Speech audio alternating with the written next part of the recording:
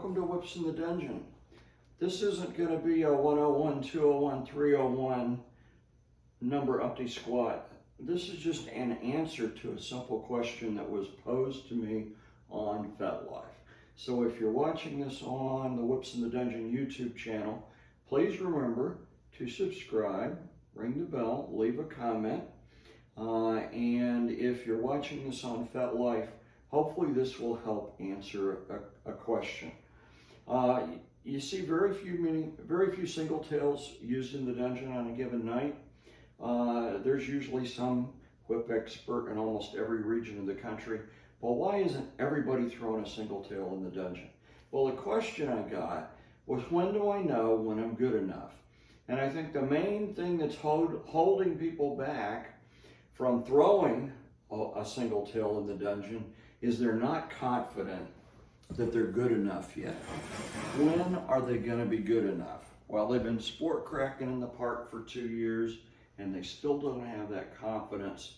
So as a whip expert that's written a book on whips, is writing a second book on whips, and oh, by the way, if you're interested in whips, my Patreon group runs an online Zoom practice every month, the third Saturday of the month at 1 p.m. Eastern Standard Time, and everybody's welcome to pop in and join it. It's free for the first month, then it's $3 for every month after that. Think of it as like whip club dues or something. But back to our question.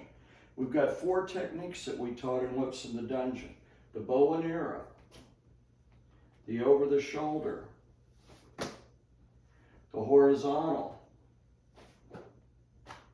and what I call the forward figure 8, because it's going in a forward pattern and I'm throwing it as a figure 8. This answer applies to all 4 techniques, but I'm going to answer it quickly with just the forward figure 8.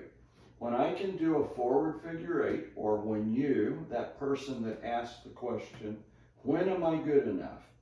When I can throw my forward figure 8 or whatever technique I've been working on and control it and get it in on my target consistently, am I ready? Maybe. But we're going to work with a concept called a control puff. If you hear that little puff, if I can throw a control puff